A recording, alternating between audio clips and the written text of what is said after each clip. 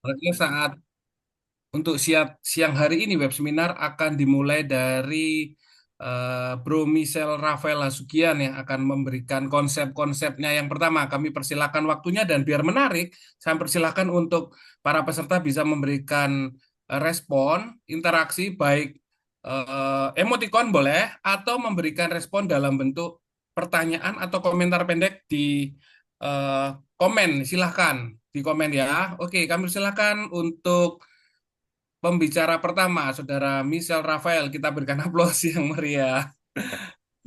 Iya, Selamat, terima Bro. kasih. Ya, Ya, terima kasih Pak Jimmy. Juga terima kasih untuk teman-teman dan rekan-rekan yang sudah mau ikut hadir dalam webinar siang hari ini. Ya, bentar saya share.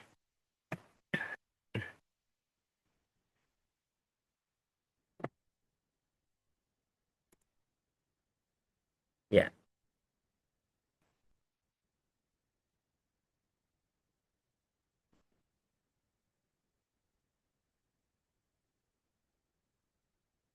sudah kelihatankah presentasi saya?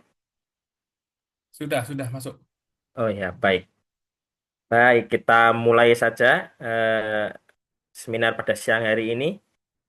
Eh, saya membawa tema eh, antara Daud dan Goliat, menimbang dua model penanaman gereja, yaitu refleksi terhadap dua model penanaman gereja antara mega church dan small church. Ya,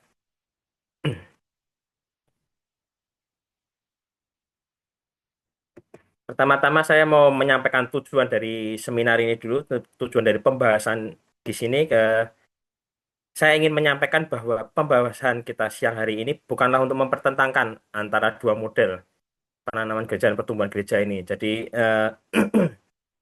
bukan untuk mempertentangkan karena kalau saya membawa narasi dengan menggunakan Daud dan Goliat, kita semua pertama pasti akan memiliki pemikiran awal bahwa Daud dan Goliat adalah musuh. Tapi di sini saya tidak menyoroti bagian per, apa perselisihan antara Daud dan Goliat ini, tapi saya ingin lebih melihat narasi Daud dan Goliat ini sebagai apa itu namanya sebagai analogi analogi sesuatu yang kontras, sesuatu yang sangat berbeda, yaitu antara mega church dan juga small church. Jadi eh, tujuan pembahasan kali ini adalah untuk menimbang dengan jujur dan reflektif kedua model penanaman gereja ini, dengan maksud mendorong supaya kita dapat berpikir secara teologis dan strategis, bukan hanya secara pragmatis untuk menghasilkan sesuatu yang sesuai dengan kehendak Tuhan. Ya, gitu. Lalu mengapa saya memilih narasi Daud dan Goliat ini? Bentar, keluar. Mengapa saya memilih narasi ini? Karena itu tadi. Pertama, saya memilih narasi ini bukan dalam konteks pertentangan, namun sebagai metafora itu tadi. Yang pertama, model mega church. Ini saya metaforakan sebagai narasi Goliat, dan yang kedua adalah small church. Saya narasikan sebagai Daud. Nah, kalau kita lihat bagaimana karakter Daud, bagaimana ciri-ciri atau kita mengenali Daud. Yang pertama, Daud itu kita tahu dalam cerita itu dia digambarkan sebagai orang yang kecil, walaupun dia tidak terlalu kecil juga, tapi dia digambarkan seolah-olah kecil, sederhana, lalu mengandalkan Tuhan, dan dia selalu latihan dalam kesunyian. Sedangkan Goliat itu digambarkan dalam Alkitab sebagai sesuatu yang besar, mengintimidasi, mengandalkan kekuatan dan perlengkapan. Begitu juga dengan eh, kita melihat metafora ini dalam konteks penanaman gereja. Goliat yang kita lihat sebagai mega church itu tadi, itu seringkali menjadi pusat perhatian karena dia besar, lalu dia strategis, nggak pertumbuhannya sangat cepat, dia besar itu tadi. Dia mengandalkan berbagai sumber daya, mengandalkan berbagai perlengkapan-perlengkapan. Lalu kemudian small church yang digambarkan dengan metafora Daud ini tadi, itu sering terlihat, sering tidak terlihat, sering tidak dianggap. Lalu karakter yang selanjutnya adalah dia bertumbuh secara bertahap, memiliki relasional yang kuat, dan juga tahan uji terhadap waktu. Goliat memang memiliki segala kekuatan dan perlengkapan untuk memiliki kepercayaan diri yang besar, begitu besarnya sampai dia tidak memiliki rasa takut untuk kalah, sehingga kalau kita lihat dalam 1 Samuel 17 ayat 9, dia menantang siapa yang siapa yang bisa mengalahkanku, aku akan menjadi hambanya. Nah, karena dia sangat percaya diri, dia tidak berpikir bahwa dia bisa kalah. Itulah karakter Goliat. Hingga kita lihat dalam narasinya, kita tahu bahwa Goliat akhirnya tumbang dengan sangat cepat, bahkan sebelum memberikan perlawanan. Begitu juga kalau kita melihat narasi Daud. Meskipun dalam narasi itu Daud eh, mendapatkan kemenangan instan, cepat sekali, dengan cepat dia mendapatkan kemenangan. Namun kalau kita melihat dari hidup Daud, kita juga tahu bahwa Daud pun juga pernah jatuh di dalam dosa. Beberapa kali dia jatuh dalam dosa moral, dalam dosa, dalam tanda kutip, pembunuhan. Namun kita tahu juga bahwa Daud berhasil bangkit kembali.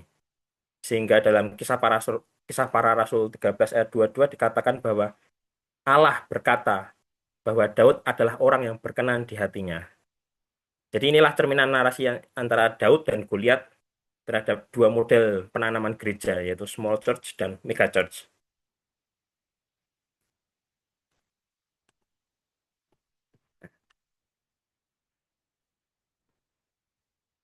Lalu mengapa saya memasukkan atau saya mengkelompokkan mega church dan small church ini sebagai sebuah penanaman gereja?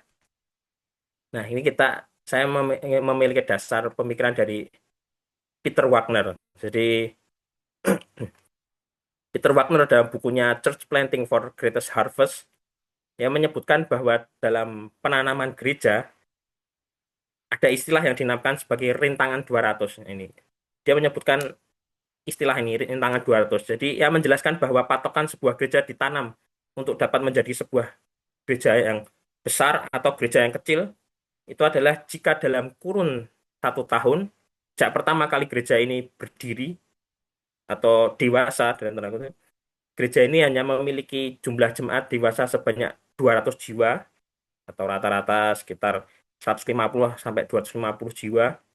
Jika dalam waktu kurun 1 tahun mereka hanya memiliki sebanyak itu, maka ya tidak dapat gereja itu tidak dapat melewati rintangan 200 ini. Dan gereja ini kehilangan kesempatan untuk bertumbuh menjadi gereja yang besar dan memiliki kesempatan yang sangat kecil untuk dapat berkembang melewati rintangan 200 ini. Wagner mengatakan rintangan 200 ini aman, dianggap aman dilewati jika sebuah gereja itu telah memiliki jemaat dewasa aktif sebanyak minimal 350 jiwa. Nah, jadi karena inilah, atas dasar inilah, sebuah mega church atau sebuah gereja yang sejak awal mula dirancangkan untuk menjadi gereja yang besar, itu harus sejak awal ditetapkan. Dia mau merancang untuk dijadikan sebagai sebuah mega church, sebuah gereja yang sangat besar, atau hanya dirancang untuk menjadi sebuah gereja kecil saja. Jadi sekitar 200 jemaat gitu. Nah, dari rintangan 200 ini, maka muncullah perbedaan-perbedaan strategi yang diterapkan antara menanam bentuk model gereja mega church ataupun model gereja small church atau gereja kecil. Ya. Nah, sebelum masuk lebih lanjut lagi, sekali lagi saya tekankan bahwa pembahasan saya di siang hari ini bukan soal model mana yang benar atau model mana yang salah, tapi ini adalah sebuah refleksi tentang strategi dan daya tahan pelayanan terhadap penanaman gereja. Kita masuk selanjutnya, kita masuk ke bagian sejarah munculnya fenomena megachurch.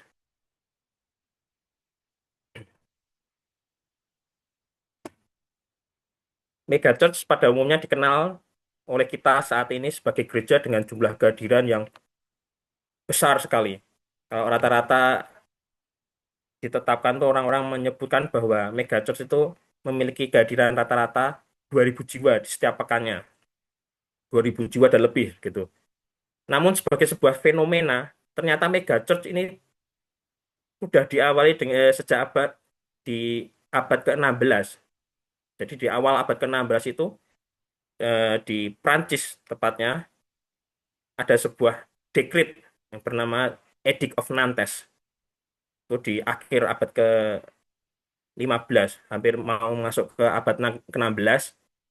Raja Henry yang keempat dari Prancis itu mengeluarkan dekret ini yang menyatakan bahwa raja memberikan kebebasan beragama bagi umat Kristen Protestan di Prancis. Dan salah satu bentuk kebebasan itu adalah kebebasan untuk secara legal membangun dan mengatur gereja. Hingga pada tahun 1601, seorang arsitektur Prancis bernama Jacques Perret membuat rancangan gedung. Nah, ini kita bisa lihat rancangan gedungnya seperti ini. Di sebelah kanan ini, dia menuliskan itu dalam bukunya Des Fortification et Artifice Architecture et Perspective. Jadi, bangunan ini dirancang dapat menampung 10.000 orang dengan posisi mimbar pengkhotbah berada dekat dengan pusat pusat bangunan, pusat gedung, dan ditujukan untuk memaksimalkan kemampuan jemaat dalam mendengar khotbah. Namun, gedung ini tidak hanya sekedar dirancang begitu saja, tapi Perret sebagai arsitektur ini juga memiliki visi yang lain dalam merancang gedung ini. Dia memiliki visi bahwa gedung ini tidak hanya dipergunakan untuk kepentingan gereja saja, tidak hanya digunakan untuk kepentingan religi saja, tapi gedung ini juga dirancang agar dapat digunakan sebagai pertemuan dewan kota. Jadi sekuler pun dapat menggunakan kegiatan sekuler pun dapat menggunakan bangunan religi ini. Nah, inilah awal awal mula konsep awal lahirnya megachurch dari segi eh, gedung, dari segi fisik. Jadi gereja tidak hanya didirikan dan digunakan sebagai tujuan religi saja, tapi juga tujuan sekuler gitu. Nah, di awal tahun 1950-an sampai 1970-an itu pada 1955 pendeta Robert Schuller mendirikan mendirikan Garden Grove Community Church di California dengan pendekatan yang saat itu katakan sangat inovatif berupa khotbah di bioskop drive-in. Jadi strategi Schuller ini adalah menyesuaikan gereja dengan budaya konsumen dan hiburan. Dia memberikan suasana yang ramah bagi mereka yang dalam tanda kutip takut masuk dalam gereja-gereja tradisional. Jadi Schuller mengadakan kebaktian atau ibadah di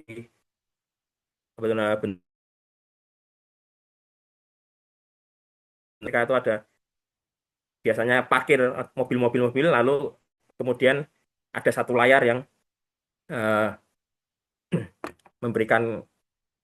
mempertontonkan film seperti itu. Nah, Schuller ini menggunakan inovasi ini untuk memberikan ibadah atau kebaktian yang berbeda dari gereja tradisional pada masa itu. Lalu pada tahun 1970-an hingga 1980-an lahirlah model megachurch modern. Pada tahun 1975 pendeta Bill Hybels mendirikan gereja Willow Creek Community di Illinois. Dia mendirikan gereja ini setelah melakukan survei kebutuhan rohani warga di sekitar. Jadi ia memperkenalkan model seeker sensitif. Seeker sensitif itu yaitu adalah gereja yang dirancang khusus untuk menjangkau orang-orang yang tidak terbiasa ke gereja. Atau istilah yang dia gunakan adalah unchurched. Willow Creek, gereja Willow Creek meninggalkan simbol-simbol gereja tradisional, lalu mengganti mimbar dengan panggung, menciptakan pengalaman kebaktian seperti pertunjukan, seperti konser, seperti itu. Jadi, itulah di inti dari seeker sensitif. Seeker sensitif itu adalah menarik perhatian kepada orang-orang yang membutuhkan bukan ibadah gerejawi, tetapi keinginan-keinginan. Nanti kita bahas lebih detail lagi mengenai seeker pleasure ini, seeker seeker sensitif ini.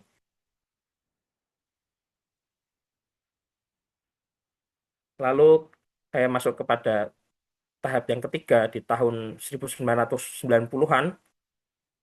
Ini mulai muncul ledakan perkembangan gereja model seeker sensitif ini atau seeker pleasure ini.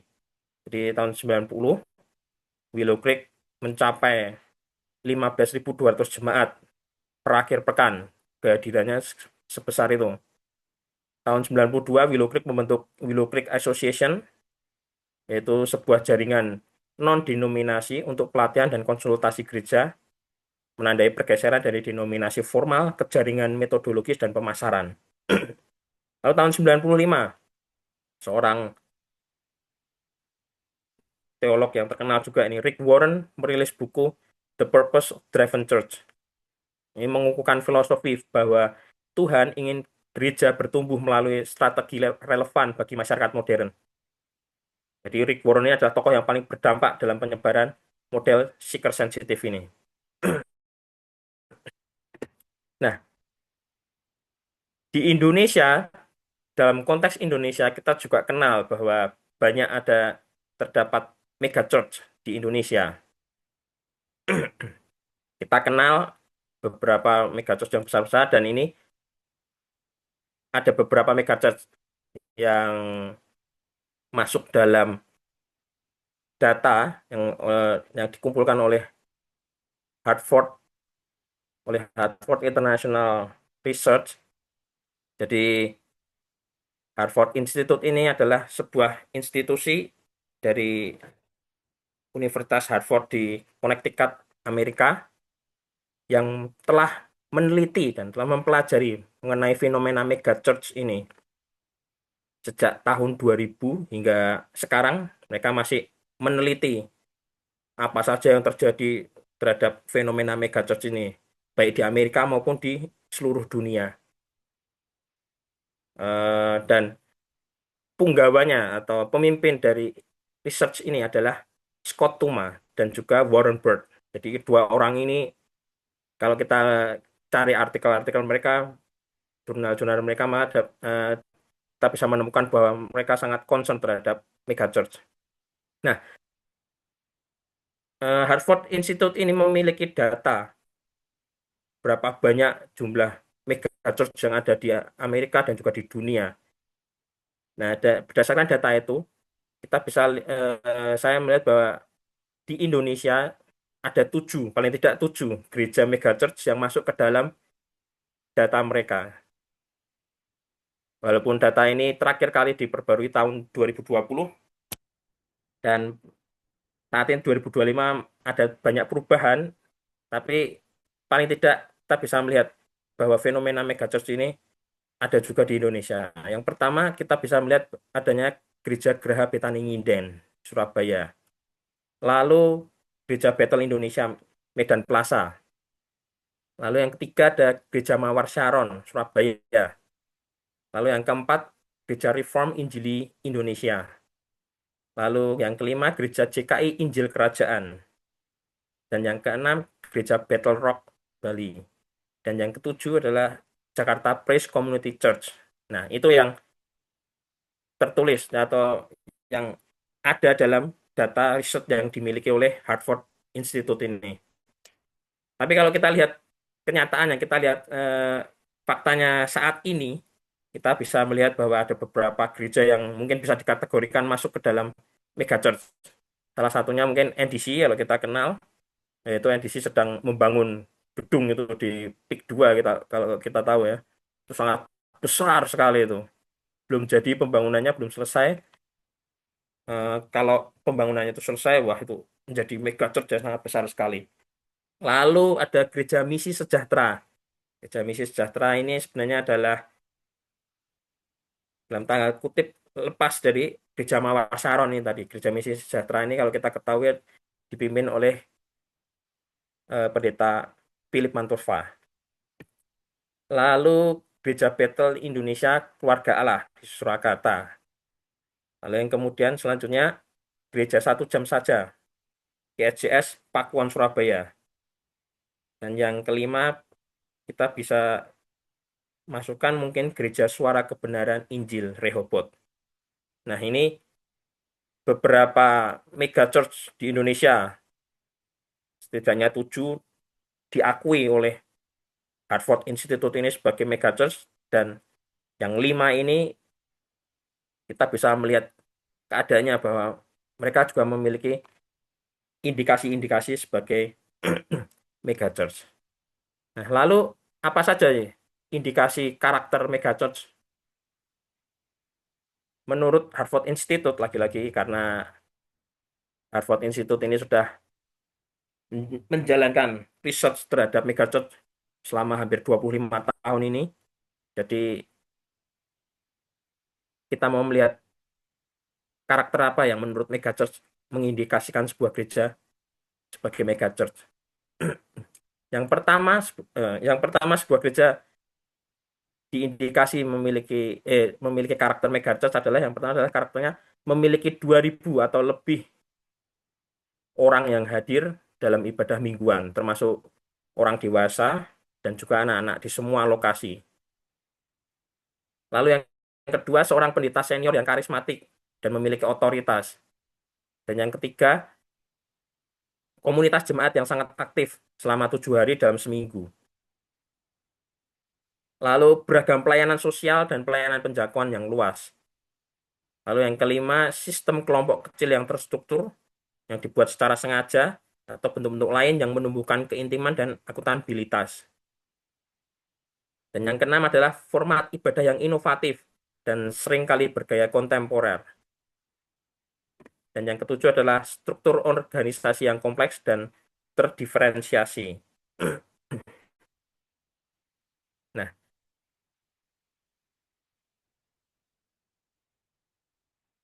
itulah karakter-karakter yang dicatat oleh Hartford Institute. Kita bisa lihat bahwa pendeta-pendeta megachurch pada umumnya memiliki pengaruh yang sangat besar. Bahkan saking besarnya pengaruh yang mereka miliki, kita sekarang bisa mengenal mereka sebagai seleb pastor, selebriti pastor. Mereka menjadi selebriti ya. Jadi para selebriti pastor ini membuat pengaruh yang sangat besar di sosial media, di Instagram, di Twitter atau X sekarang, di TikTok ataupun di YouTube, dan mereka memiliki ratusan ribu followers.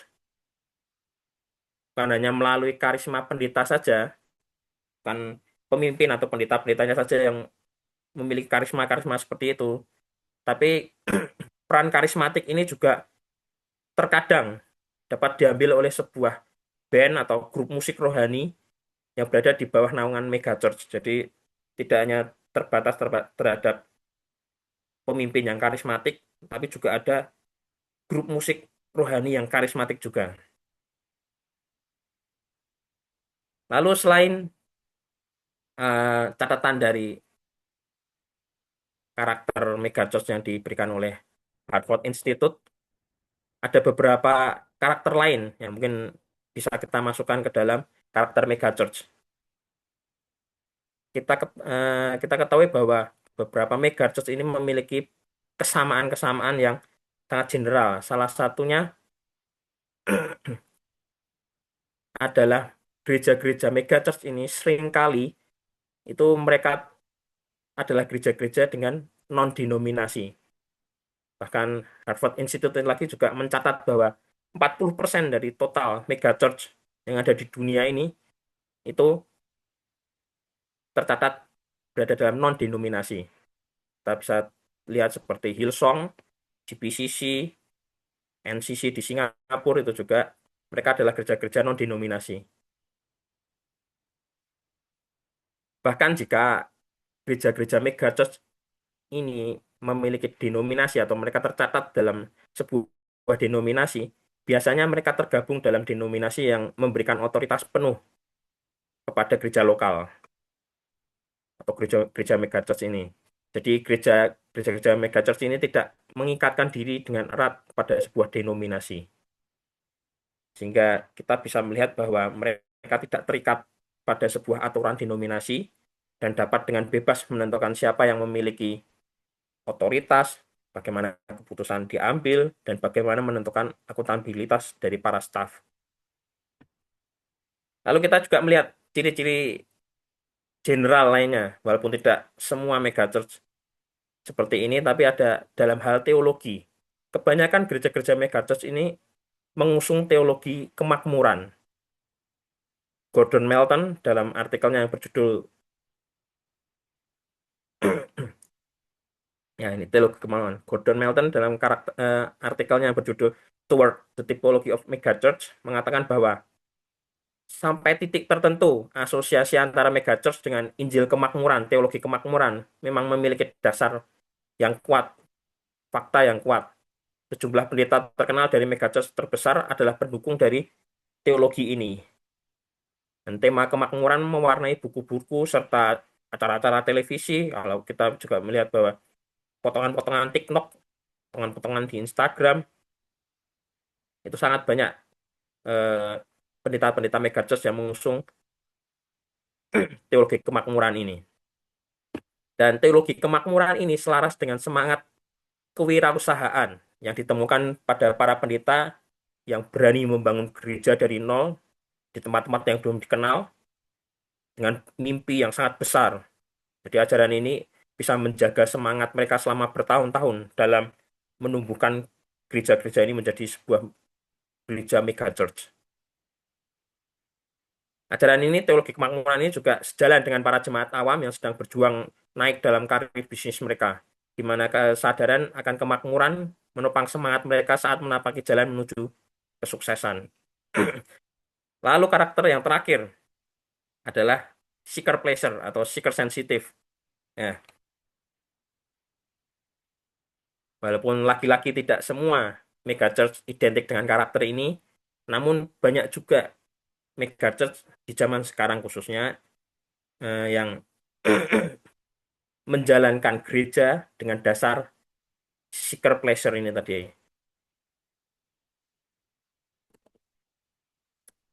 Eh,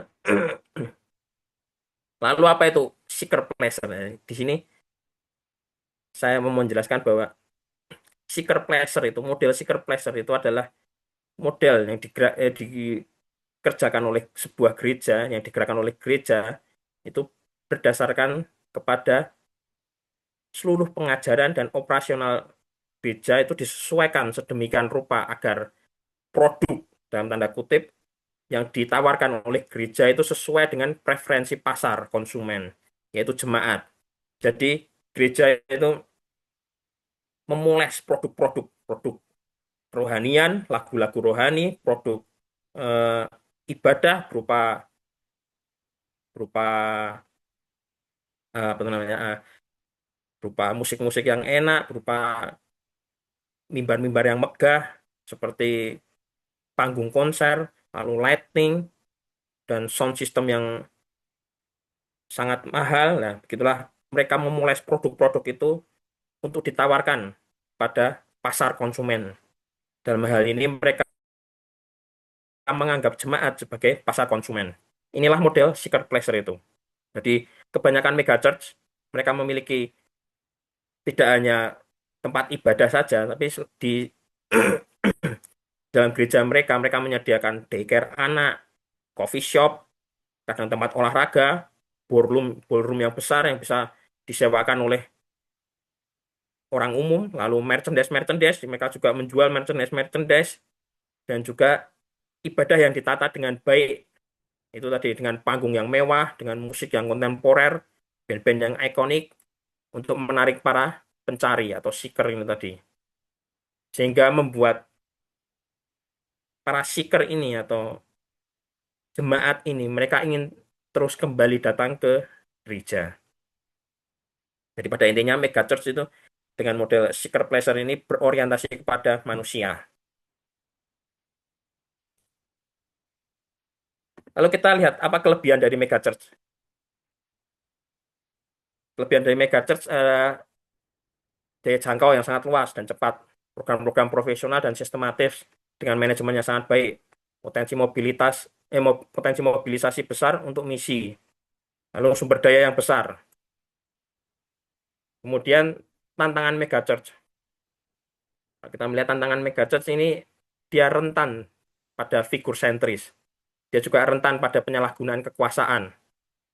Pak Minggus dalam artikelnya yang berjudul The Dark Side of Pentecostal Charismatic Leadership mengatakan bahwa bahaya yang besar dalam diri seorang pemimpin karismatik adalah terjebak dalam model personalized charismatic leadership. Personalized charismatic leadership itu adalah dominasi seorang pemimpin yang cenderung melayani kepentingan diri pemimpin itu sendiri dan perluasan kekuasaan pemimpin, dan pemimpin juga cenderung mempunyai sikap eksploitasi terhadap pengikutnya. Jadi hal ini disebabkan karena pemimpin karismatik seringkali terjerat dalam dunia soliter, di mana dia tidak pernah mendapatkan kritik dan dia tidak melakukan otokritik juga.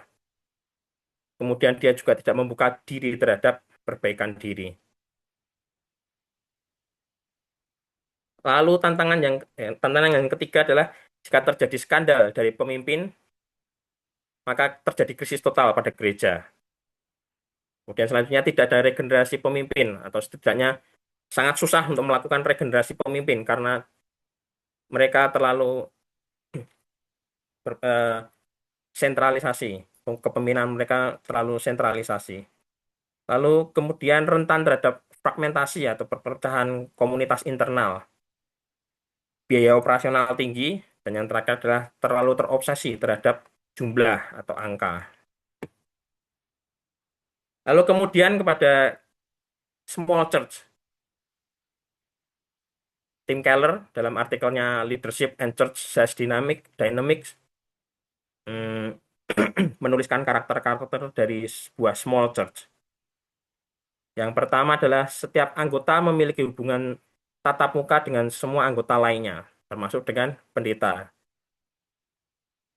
Dan yang kedua adalah ada pemimpin yang ditunjuk dan dipilih. Namun sistem kepemimpinan informal tetap sangat kuat dalam gereja ini. Lalu yang ketiga, pendeta masih berperan terutama sebagai gembala. Jadi kalau kita melihat perbedaan, mengapa pendeta masih disebut sebagai gembala? Peter Wagner lagi-lagi dalam bukunya menuliskan bahwa ada perbedaan antara pemimpin model gembala dan juga pemimpin model pengusaha peternakan. Seorang gembala itu biasanya dia mengenal setiap jemaatnya, setiap nama jemaat itu mereka gembala kenal. Kemudian gembala juga mengetahui mengenai keluarga, mengenai cerita pribadi mereka, pekerjaan para jemaat itu, dan juga terkadang gembala melakukan kunjungan-kunjungan terhadap para jemaat. Dan terkadang juga gembala ikut membantu menyelesaikan masalah-masalah pribadi mereka. Jadi berbeda dari pendeta senior sebagai pengusaha peternakan, digambarkan oleh Peter Wagner sebagai pengusaha peternakan. Jadi pengusaha peternakan ini pekerjaannya dia adalah mendelegasikan gembala-gembala. Dia tidak eh, dia tidak melakukan relasi langsung terhadap jemaat-jemaat. Itulah perbedaan antara gembala dan pengusaha peternakan. Lalu kemudian karakter small church yang berikutnya adalah penggembalaan yang efektif dan penuh kasih terhadap setiap anggota menjadi kekuatan utama dari pelayanan dalam gereja ini. Dan yang kelima, seiring perkembangan jemaat, gereja kecil yang berkembang ini terkadang memerlukan keterampilan kepemimpinan yang administratif. Jadi bukan hanya pemimpin yang penuh kasih itu tadi saja, tapi jika sudah berkembang, maka small church ini akan memerlukan keterampilan kepemimpinan yang administratif. Lalu yang terakhir, perubahan tetap diproses secara relasional. Jadi perubahan-perubahan yang ada dalam small church ini tetap diproses secara relasional dan informal, secara bersama-sama. Nah, kelebihan small church ini adalah adanya kedekatan rohani, relasional, dan emosional antar jemaat. Lalu daya tahan relasi saat terjadi konflik dan krisis. Mereka memiliki daya tahan yang lebih kuat. Lalu lebih fleksibel secara struktural. Dapat fokus terhadap pemuritan dan pembentukan karakter. Kemudian tantangan small church. Dia rentan pada stagnasi jika tidak dibimbing. Sulit transisi ke level yang lebih besar. Ketergantungan pada figur informal. Lalu memiliki keterbatasan sumber daya. Nah, kita bisa lihat ada beberapa studi kasus singkat mengenai krisis megachurch. Jadi megachurch ini juga mengalami krisis. Seperti gereja Mars Hills, itu di Amerika nih ya, pendetanya yang bernama Mark Driscoll itu mengalami skandal kepemimpinan, lalu ada kasus penyuapan, ada juga kasus plagiarisme, sehingga membuat megachurch ini terkena dampaknya. Dia adalah pendeta utama di Mars Hill. Sebegitu besarnya masalah skandal kepemimpinan ini, sampai akhirnya gereja ini bubar. Jadi megachurch yang begitu besarnya pada saat itu, karena kejatuhan pemimpin menyebabkan gereja ini bubar. Lalu kita juga bisa melihat Hillsong. Kita tahu pendeta utama mereka juga terkena skandal moral, dan ini memberikan dampak terhadap citra Hillsong sendiri, sehingga Hillsong mengalami kemerosotan besar. Walaupun mungkin kita bisa lihat sekarang mereka masih bisa bertahan, tapi mereka mengalami kemerosotan yang sangat besar. Lalu gereja Willow Creek, tokohnya adalah Bill Hybels, ya juga terkena skandal moral, pemimpinannya runtuh, sehingga kepercayaan publik menjadi rusak. Nah, kita lihat juga di Indonesia ada juga megachurch di Indonesia yang mengalami krisis.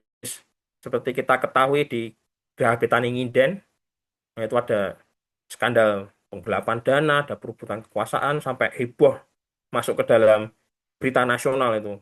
Berbagai berita nasional itu sampai menyorot skandal-skandal dari gereja megachurch ini. Lalu ada juga jika Injil Kerajaan.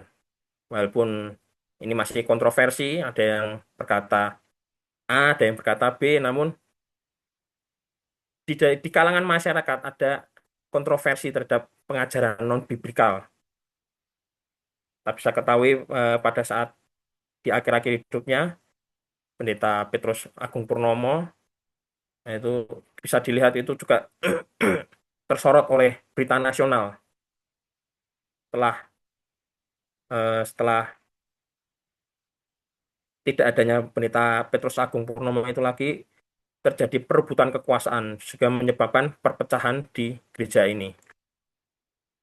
Nah, ini adalah beberapa contoh kasus dari berita-berita mainstream mengenai krisis-krisis atau skandal-skandal yang dialami oleh gereja-gereja megachurch.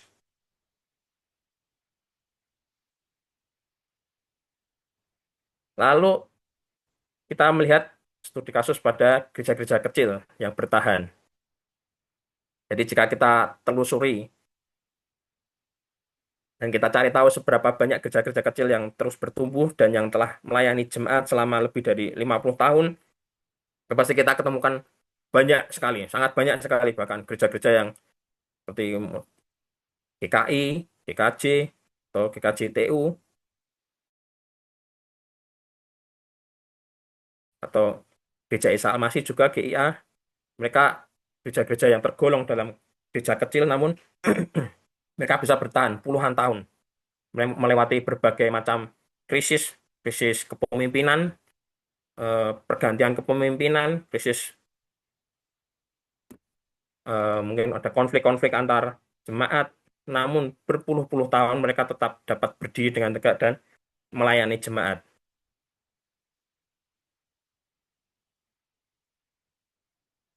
Kemudian bagaimana Alkitab menggambarkan model penanaman gereja yang ideal. Dalam Kisah Para Rasul 2 ayat 42 sampai 47, gereja mula-mula dikatakan sebagai komunitas yang kecil, lalu berbagi hidup, mereka berkumpul, mereka bersatu dalam doa dan pengajaran. Dan juga dalam Markus 4 ayat 30 sampai 32 itu dikatakan bahwa kerajaan Allah itu seperti biji sesawi.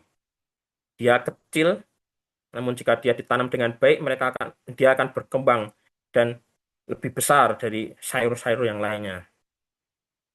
Dan juga Yeremia 17 ayat 5 mencatat bahwa adanya bahaya mengandalkan manusia. Di situ ditulis peringatan tentang figur sentris. Itu bahayanya jika mengandalkan eh, figur manusia dan bukan mengandalkan Tuhan. Lalu kalau kita melihat gaya Paulus dan Barnabas, mereka tidak membentuk gedung-gedung yang besar, tetapi mereka menanamkan komunitas-komunitas misioner yang kecil-kecil. Mereka bertumbuh secara bertahap dan mereka berkembang, akhirnya menjadi eh, bertumbuh lebih besar lagi.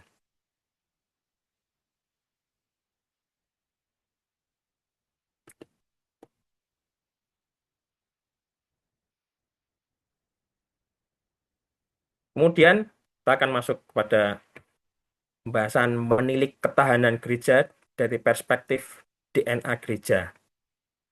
Ya, jadi gereja itu bukan sekedar soal ukuran, tapi mengenai esensi kehidupan gereja yang sehat.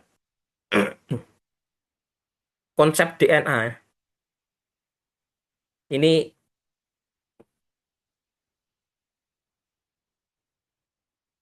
didasari terhadap perjanjian baru. Jadi di dalam perjanjian baru itu dengan jelas menyatakan bahwa sebuah gereja adalah sebuah entitas biologis. Entitas biologis ini terbentuk ketika benih hidup dari Injil ditanam ke dalam hati manusia dan mereka dibiarkan berkumpul secara alami. Jadi kita lihat dalam perjanjian baru itu gereja digambarkan seperti organisme yang hidup.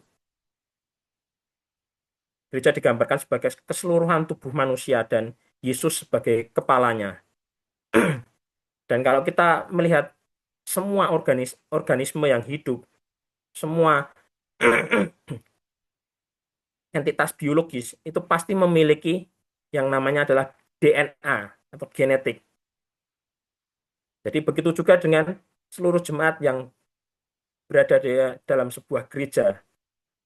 Gereja pun memiliki DNA ini. Frank Viola dalam bukunya Reimagining Church pada tahun 2008 menyebutkan DNA gereja sejati memuat 4 unsur esensial. Keempat unsur itu adalah, yang pertama adalah Kristus sebagai kepala gereja, lalu yang kedua adalah mendorong fungsi setiap anggota tubuh Kristus, dan yang ketiga sinkronisasi dengan teologi perjanjian baru, dan yang keempat berakar pada persekutuan Tritunggal.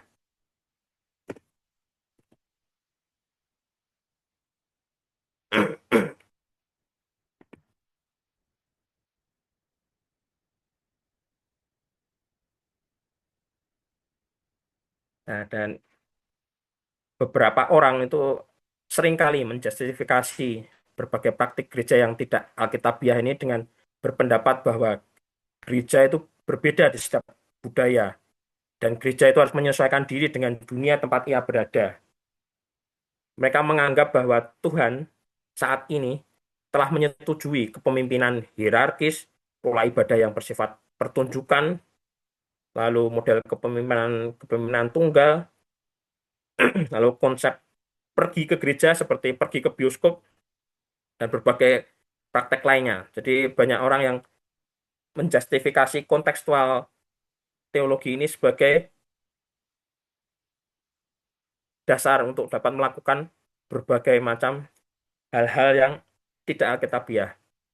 Namun benarkah kita bebas mengadopsi praktek apapun yang kita suka ke dalam ibadah gereja? Nah, Frank Viola lagi-lagi memiliki sebuah analogi yang menarik mengenai DNA di dalam gereja. Dia menggambarkan ada sebuah semak yang bernama Big Leaf Hydrangea. Itu semak ini memiliki bunga dan jika kita menanam tanaman ini, semak ini di tanah di Indiana di Amerika, maka tanaman ini akan menghasilkan bunga yang berwarna merah, merah muda. Lalu kalau kita menanam ini di Brasil atau Polandia, maka semak ini akan menghasilkan bunga berwarna biru.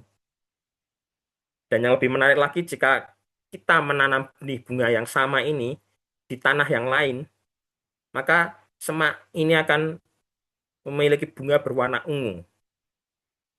Namun kita lihat bahwa hydrangea ini, big leaf hydrangea ini tidak akan pernah menghasilkan duri.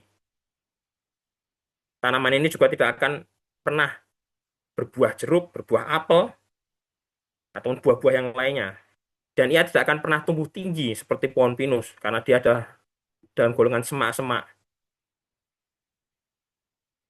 Kenapa? Karena fitur-fitur yang dimiliki dalam DNA dari Big Leaf Hydrangea ini memiliki fitur-fitur yang khusus. Dia akan berbeda dari eh, tanaman-tanaman dan benih-benih yang lainnya. Demikian pula gereja Yesus Kristus.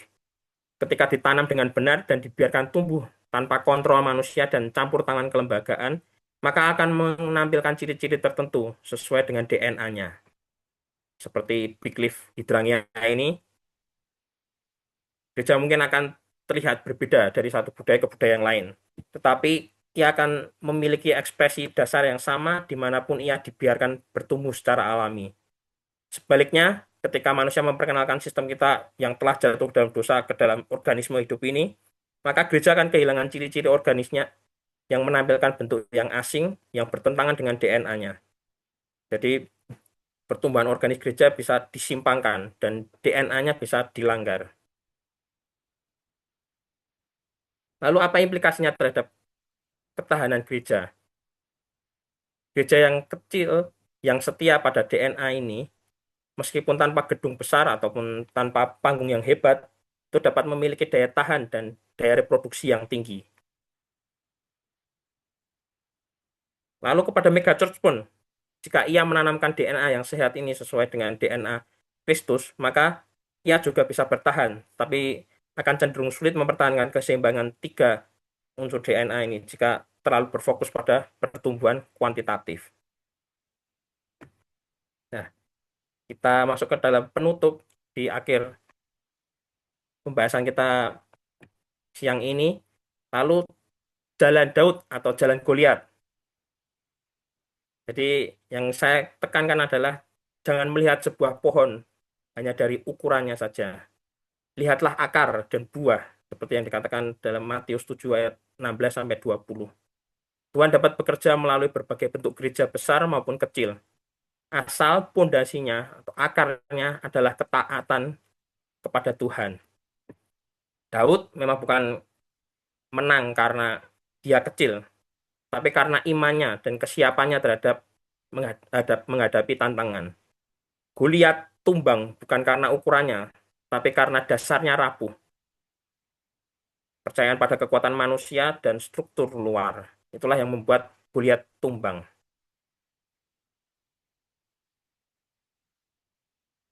Dan di akhir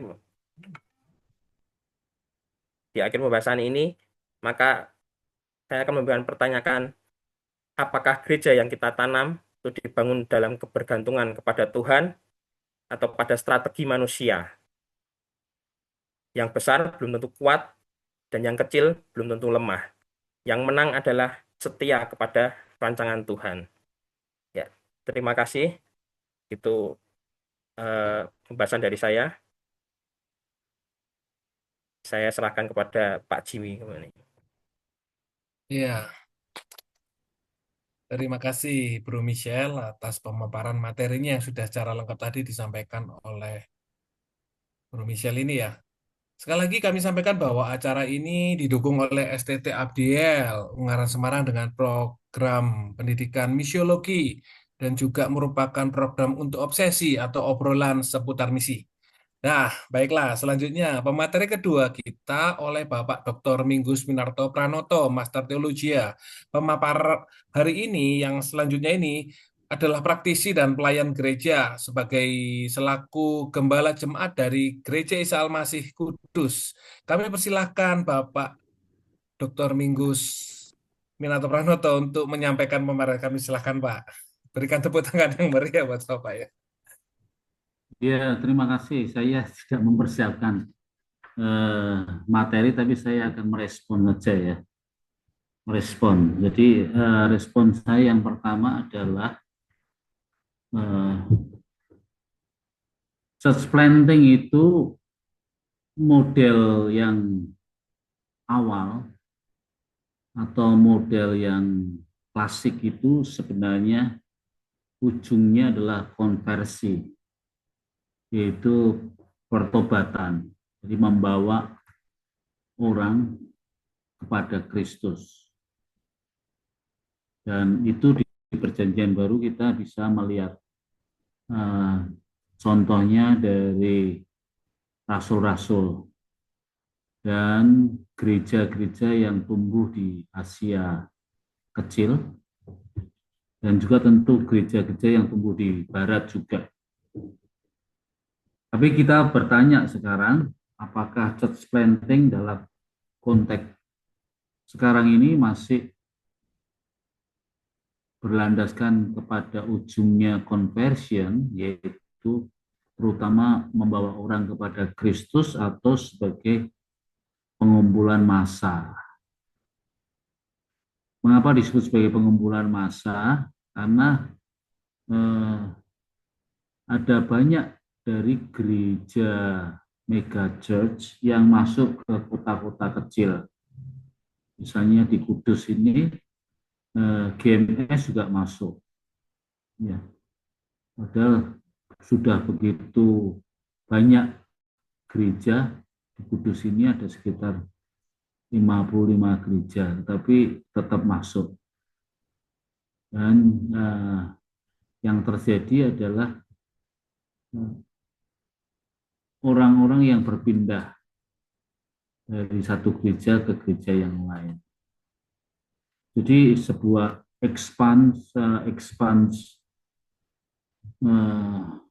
menaruh ekspansi power juga, terus juga ekspansi mengenai organisasi atau denominasi. Maka church planting ini salah satu yang terjadi pergeseran yang dari conversion kepada pengumpulan massa yang semakin banyak di satu kelompok yang ada. Church planting ini juga harus dipikirkan dalam konteks sekarang. Sebenarnya misi itu kan sangat luas ya. Konversi itu sebenarnya adalah lebih condong menjadikan orang-orang menjadi anggota-anggota gereja, dan biasanya itu yang terjadi pertobatannya adalah pertobatan yang sangat pribadi. Tapi pengaruh-pengaruh mengenai sosial itu luas, ya, tidak terjangkau, tidak tercover. Jadi sebenarnya church planting harus diberi makna yang lebih luas daripada conversion. Church planting artinya adalah eh, gereja ada di marketplace, gereja ada di politik, gereja ada di akademi, gereja ada di seni. Di sana penetrasi Injil yang luas tentang nilai-nilai kerajaan Allah itu yang diejawantahkan. Jadi church planting harus ditinjau dalam perspektif yang baru, ya. Bagaimana itu mempunyai pengaruh yang besar dari kerajaan Allah itu. Itu yang pertama. Yang kedua, kalau kita melihat mega church, sebenarnya mega church itu adalah perkawinan jenis baru antara agama dan bisnis. Ini perkawinan jenis baru nih antara agama dan bisnis. Karena yang terjadi di masyarakat ini adalah perubahan marketplace yang sangat besar sekali.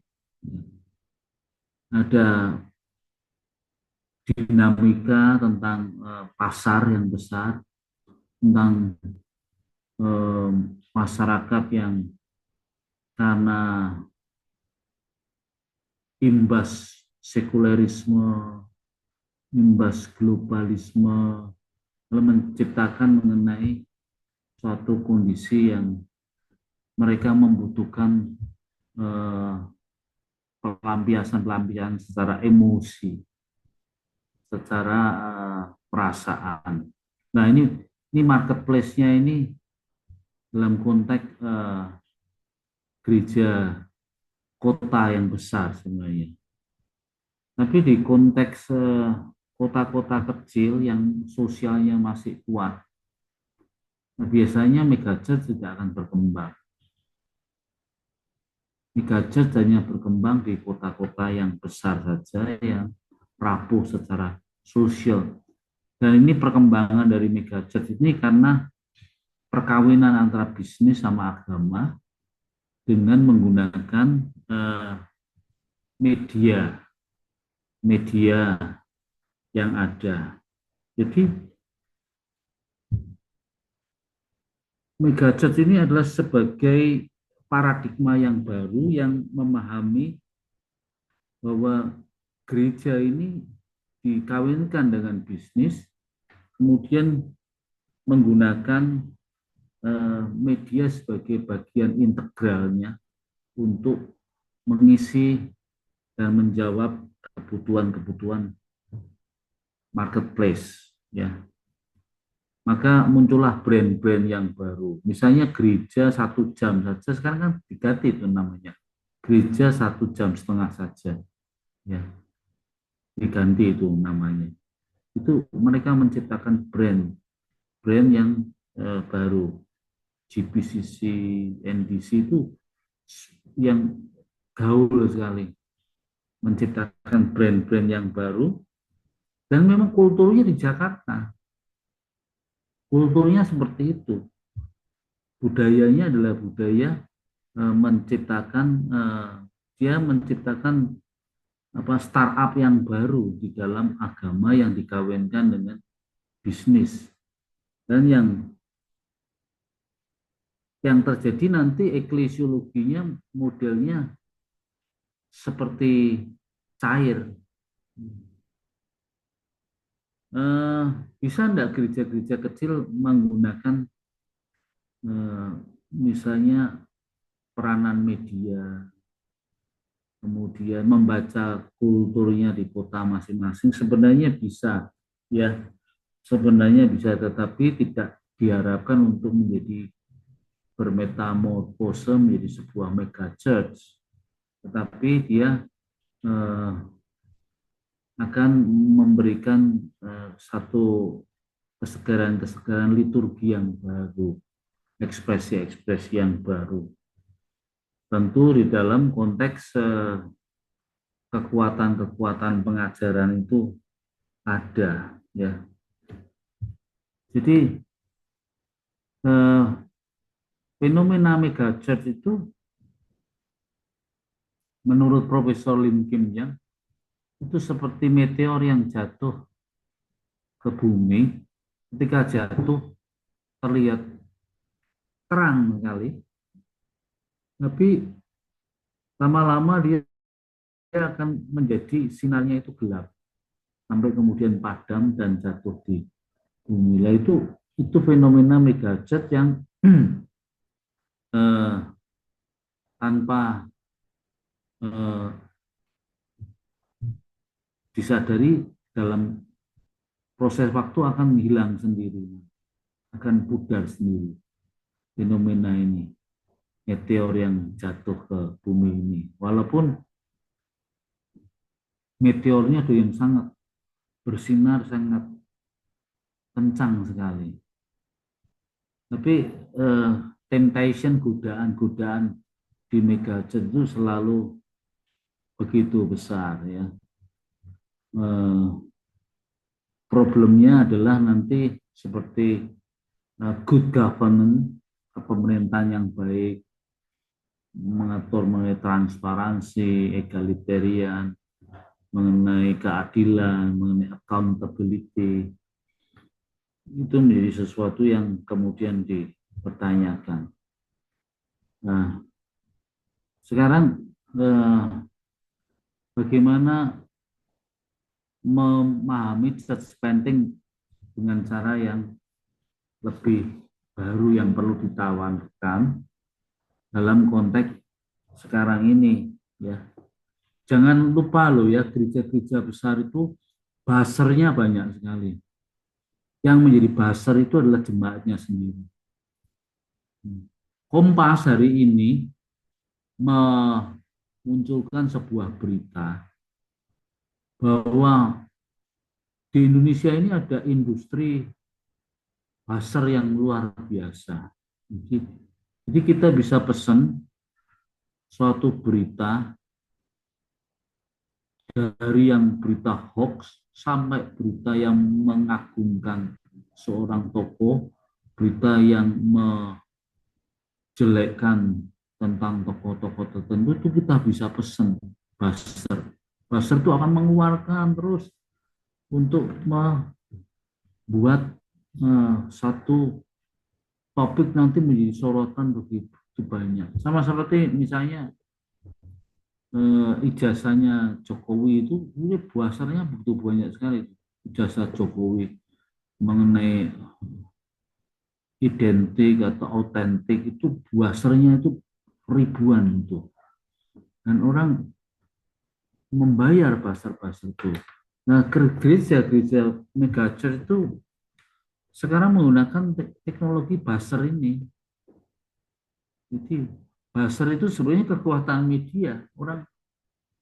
Orang memberikan namanya sebagai kekuatan rohani, bukan the power of the Holy Spirit, tetapi the power of the media, ya, dari buzzer-buzzer yang ada itu. Nah, celakanya karena ini masa yang digital, anak-anak muda akan selalu tertarik dengan itu, dan ternyata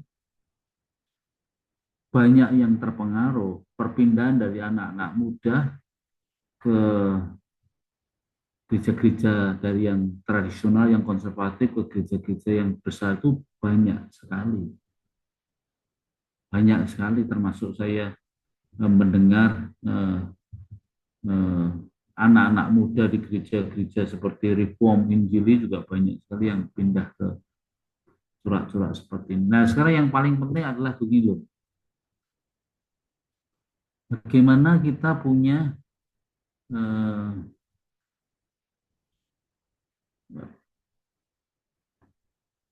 charismatic culture, charismatic culture. Jadi budaya karismatik yang punya nilai-nilai etis, yang punya leadership yang baik, yang punya follower yang kritis, yang punya critical thinking. Jadi ada agensi-agensi, ada etika, ada kepemimpinan. Bisa enggak kita menggabungkan itu dalam konteks church planting pada sekarang ini? Kalau itu bisa digabungkan, charismatic culture, jadi kita harus menyodorkan sesuatu yang baru tentang church planting, entah itu gereja besar maupun kecil, itu dalam tidak saja biblical, tidak secara biblical seperti tadi, tetapi juga agak meluas ke dalam misalnya critical thinking yang ada, yang dimunculkan di dalam konteks yang ada. Karena ini yang menjadi sesuatu yang perlu kita cermati dalam konteks church planting itu sendiri. Saya sendiri sebenarnya sudah meninggalkan konsep church planting yang ala conversion itu ya. Church planting itu harus dipahami gereja ada di marketplace, di politik, di seni, di culture, itu daripada ke conversion semata-mata. Nah, dalam konteks seperti itu bisa enggak diperluas mengenai konteks church planting. Jadi pemimpinnya itu tidak merasa bahwa gereja itu terlihat betul-betul diberkati Tuhan karena bangunan yang besar, karena duit yang banyak. Tapi bagaimana gereja itu punya dampak yang besar secara pengaruhnya masuk mempenetrasi kepada berbagai macam bidang. Nah, tentu orang bilang loh, gereja besar kan duitnya banyak. Duitnya banyak. Duitnya banyak. Mereka biasanya mengadakan tuh pasar murah, atau kemudian mereka akan berkolaborasi dengan pejabat-pejabat, khususnya ketika pemilihan pilkada datang, ya, terus kemudian atau mereka minta backing militer untuk melindungi aset yang mereka miliki, atau mereka mau show power daripada kekuatan-kekuatan digital, kekuatan-kekuatan. Maka mengutip Henry Nouwen, sebenarnya kita ini kan terjebak untuk menjadi relevan menurut konteks dunia sekarang. Menjadi relevan itu adalah kalau kita besar, kalau kita itu punya pengaruh, kalau kita itu punya duit banyak, pengikutnya begitu banyak, itu menjadi relevan. Tapi bagaimana untuk berani tidak menjadi relevan dengan menjaga kawanan kecil yang dipercayakan Tuhan itu, yang membuka diri kepada itu. Jadi church planting harus dimulai dengan tawaran-tawaran yang lebih luas tentang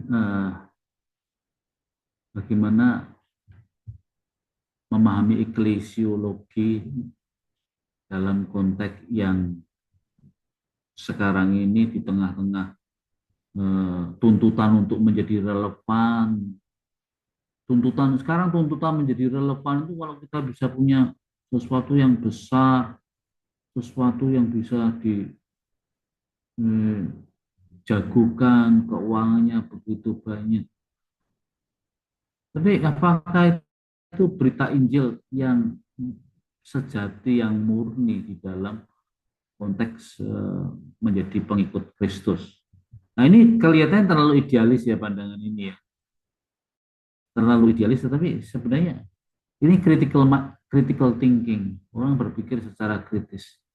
Nah, karena kita ini pengen menjadi relevan aja, maka kita begitu kagum dengan megachurch. Tapi bukan berarti yang small church itu tidak mempunyai dinamika sendiri. Saya yakin small church bisa punya dinamikanya yang sendiri, dan itu tidak perlu diukur dengan tuntutan-tuntutan menjadi relevan di dalam konteks sekarang ini yang semuanya pengen harus dijadikan besar.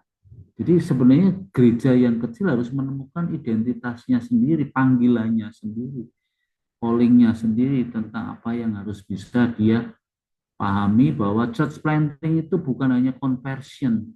Church planting itu adalah church in marketplace, church in politik, dan banyak hal.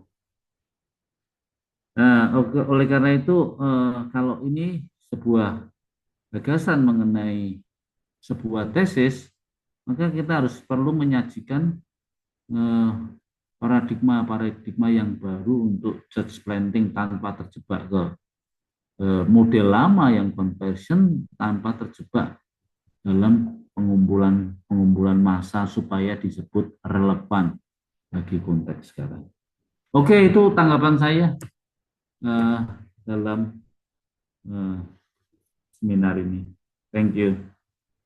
Oke, baiklah. Terima kasih atas tanggapan, tinjauan, dan pemaparan dari Bapak Dr. Minggu Minarto Pranoto sebagai pemateri kedua. Dari pemaparan kedua pemateri ini tentunya akan bisa memberikan cakrawala, pencerahan, membuka paradigma berpikir secara kritis, logis, dan merangsang kita untuk bisa menyadari dan mengerti pentingnya fungsi masing-masing dari institusi kita, gereja kita, serta kita, leader, institusi gereja, mampu memberikan dampak, impact, pengaruh yang positif bagi lingkungan sekitar. Semoga dan doakan agar komunitas kita itu bertahan baik, DNA sehat, unggul, bereproduksi, bertumbuh kuantitas dan kualitas. Sekali lagi, acara ini didukung oleh STT Abdiel, Ungaran Semarang, Prodi Misiologi dan Obsesi, obrolan seputar misi. Baik, untuk memperjelas pemahaman materi hari ini, kita akan memasuki sesi Q&A. Kami undang untuk seluruh peserta yang hadir hari ini bisa bertanya, bisa menyampaikan emoticon terlebih dahulu. Kami membuka 3 penanya untuk sesi termin ini. Kami persilahkan yang mau menyampaikan pertanyaan, dan pengajuan pertanyaan disampaikan agar secara singkat dan jelas. Diberikan waktu maksimal 2,5 menit untuk setiap komentar dan pertanyaan. Kami persilahkan untuk yang mau memberikan komentar dan bertanya.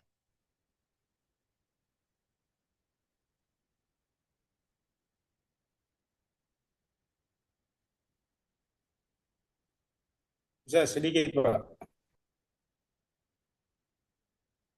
Baik, dengan Pak. Saya Freddy Purba. Oh ya, silakan untuk memperkenalkan nama dan asal atau institusi gereja. Terima kasih.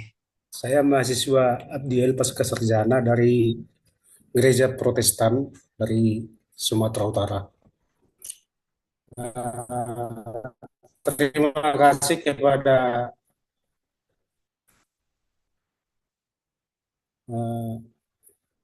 Bapak Rafael yang telah menyajikan, ya. Menarik memang. Tapi ada beberapa hal yang saya sampaikan, 3 poin.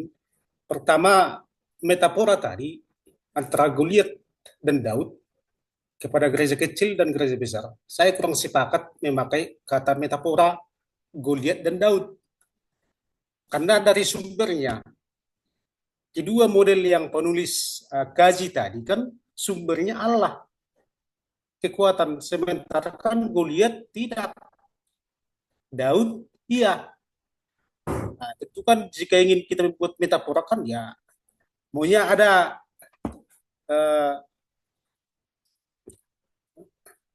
tidak bertolak belakang begitu menurut saya. Karena sumbernya itu loh, sumber kekuatan Goliat itu. Sementara 2 model yang saudara tawarkan tadi, sumbernya itu kan dari Tuhan. Permasalahannya kan hanya skandal. Nah, itu satu. Nah, Yang kedua, saya belum mendapatkan arah kajian ini. Memang penulis memang sudah menjelaskan apa itu megachart, apa itu small chart, apa hambatan, apa peluang, dan bahkan membuat model DNA ya, sistem Alkitabiah. Nah, tapi saya belum mendapat mau kemana dibawa kajian ini. Apakah ini ke misiologi, apakah manajemen gereja? Nah, itu dia.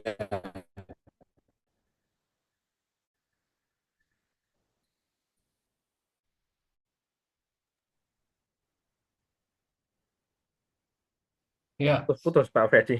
ya Pak Freddy putus-putus ya. Ini kayaknya ditujukan pada Bro Misal ya.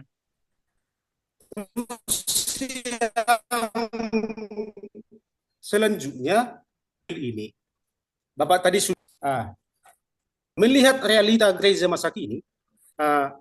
Pemirsa lebih condong mengulas kasus megachart. Sementara sebenarnya gereja-gereja kecil ini yang lebih berpeluang membawa konflik. Dengan adanya gereja-gereja ruko ya di berbagai belahan. Nah, ini yang membuat memicu konflik. Hanya dengan 3 jemaat berdiri gereja. Semoga megachart ini kan hanya di kota-kota. Jadi dari dua model ini, menurut saudara, model yang bagaimanakah yang relevan masa kini dalam konteks penanaman gereja di era kepelbagian agama? Oke, hanya itu pertanyaan saya, Pak. Terima kasih. Oke, terima kasih Bro Freddy ya, sambil Bro aja ya biar awet muda. Oke, untuk penanya berikutnya kami persilakan pada Bro Kristar ini yang mau bertanya. Silakan memperkenalkan diri ya biar yang lain juga pada tahu. Silakan memperkenalkan diri, waktunya dibatasi. Oke, terima kasih. Ya, Shalom, terima kasih. Selamat siang waktu Indonesia. Saya menanggapi saja dalam kurun waktu lebih dari 2,5 menit, sudah dibatasi oleh MC kita yang luar biasa. Yang pertama, tanggapan saya ketika berbicara mengenai mega church dan juga gereja kecil, itu seakan-akan tendensinya itu kita melihat misi gereja atau church planting gereja itu dari sisi kuantitatifnya, tidak melihat dari sisi kualitatifnya. Saya pikir akan menarik kalau kita bisa melihat mega church ini bukan dalam konteks angka atau bukan dalam konteks gedung, bukan dalam konteks yang aktual, tapi yang lebih sifatnya metafisika. Saya pikir lapisan ini kalau digali mungkin akan memberikan kontribusi yang menarik buat gereja-gereja, baik itu gereja kecil ataupun gereja besar. Itu yang pertama. Kemudian yang kedua, sehubungan dengan mega church, itu saya melihat ini ada hubungan juga, saya sependapat dengan Pak Minggus.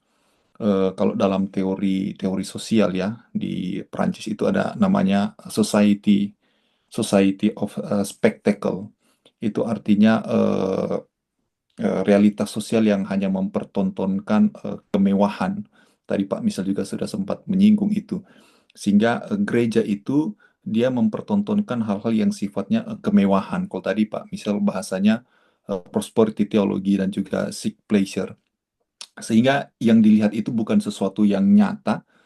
Gereja yang dilihat itu menjadi sebuah hiburan, bukan sesuatu yang nyata yang merupakan realitas. Sehingga ada harapan di sana orang untuk menggapai sesuatu yang tidak nyata itu sebenarnya. Entah sesuatu yang tidak nyata itu adalah kejayaan, lihat orang Kristen di gereja kok kaya-kaya, usahanya berhasil, atau lihat pemimpinnya yang karismatik. Ya itulah tontonan yang tidak nyata kalau menggunakan teori Society of Spectacle dari Prancis ini. Kemudian yang terakhir, mengenai mega church juga memang menjadi ironis, menjadi paradoks bahwa ketika semakin gereja itu relevan dengan konteks saat ini, atau kalau Max Weber teorinya rasionalisasi dan dissessment itu kalau saya tidak salah, mohon dikoreksi, semakin gereja itu menggunakan konsep sekuler atau menggunakan hitung-hitungan rasionalisasi, maka gereja itu tidak kehilangan otentisitas spiritualnya karena menggunakan pendekatan sekularisme. Itu Max Weber, dan saya pikir sama juga dengan siapa, Jurgen Moltmann ya. Dia bilang semakin gereja itu relevan dengan konteks sosial, maka semakin dia irrelevan dengan konteks surgawi. Jadi sebenarnya dia mempertentangkan, atau semakin gereja mega church itu dia relevan, maka dia akan kehilangan identitas gereja yang sebenarnya. Itu sebabnya saya kembali ke poin saya pertama, akan sangat menarik ketika melihat misi gereja atau church planting itu sendiri. Misalnya tadi Pak Minggu bilang kan tidak lagi melihat dari sisi konversi, atau kita bisa melihat lapisan lain sehingga dia tidak terbatas pada lapisan yang sifatnya kuantitatif tapi lebih kualitatif. Mungkin itu tanggapan saya. Terima kasih Pak Michel dan juga Pak Minggus dan moderator Pak Jimmy. Iya, terima kasih sama-sama Bro Kristar buat satu ungkapan mengenai mega church atau small planting atau smart church atau church planting ya yang bisa disampaikan.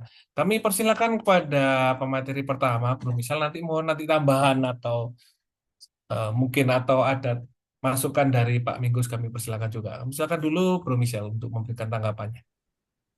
Iya, terima kasih Pak Jimmy. Terima kasih juga untuk Pak Freddy dan Pak Kristar untuk pertanyaan dan tanggapan-tanggapannya. Eh, saya mau masuk ke dalam pertanyaan pertama dari Pak Freddy ini tadi dulu. Ini kalau di catatan saya, Pak Freddy tadi menanyakan bahwa bagaimana metafora antara Daud dan Goliat yang dipakai tadi kok tidak sesuai dengan konsep mega church dan small church ini tadi. Nah, kita memakai metafora Daud dan Goliat ini bukan berarti dari kedua-duanya mega church dan small church ini saya katakan sama-sama dari Tuhan, atau berdasar dengan Tuhan. Tadi walaupun secara implisit saya menyampaikan tadi bahwa small church itu seringkali lebih mementingkan kepada pemuritan.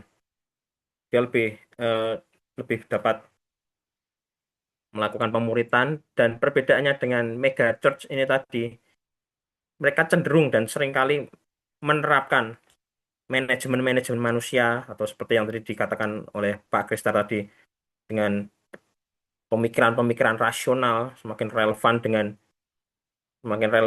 dunia, dan itu untuk kepentingan prinsip utama mereka itu tadi, yaitu seeker pleasure itu tadi. Jadi inilah perbedaannya. Jadi seringkali mega church ini lebih mengandalkan manajemen manusia, rasionalitas manusia, sedangkan small church karena dia cenderung lebih memiliki sumber daya yang terbatas, memiliki berbagai permasalahan, mereka cenderung tidak dapat berbuat apa-apa. Akhirnya mereka lebih berpegang kepada Alkitab, mereka lebih berpegang kepada Tuhan, walaupun tidak semuanya seperti itu, tapi kecenderungan secara general adalah seperti itu. Jadi itulah yang menggambarkan metafora antara Daud Daud yang dari kecil menggunakan iman, Daud yang selalu melakukan latihan-latihan, memang ada konflik-konflik kecil, ada krisis-krisis. Kita kan tahu bahwa Daud dalam menggembalakan domba, dia menghadapi berbagai masalah. Itu adalah bentuk-bentuk latihan. Jadi small church ini saya gambarkan sebagai Daud adalah dengan model mereka menghadapi konflik sama juga, tapi mereka lebih berpegang kepada Alkitab, berpegang kepada firman Tuhan. Lagi-lagi, walaupun tidak semuanya seperti itu, namun secara garis besar adalah itu yang mereka lakukan. Jadi berbeda. Makanya saya katakan tadi bahwa Goliat itu mengandalkan peralatan, kita lihat dia sudah besar, tapi dia masih memakai tameng, dia masih memiliki pembawa tameng itu, lalu dia masih memiliki perlengkapan tempur dengan lengkap. Ya, itu adalah gambaran dari mega church yang lebih mementingkan perlengkapan-perlengkapan, manajemen-manajemen manusia, rasionalitas manusia seperti itu. Lalu untuk pertanyaan kedua, mau dibawa kemana kajian ini sebenarnya karena tadi sepertinya agak mengambang gitu. Tapi sebenarnya lagi-lagi karena saya tidak mm,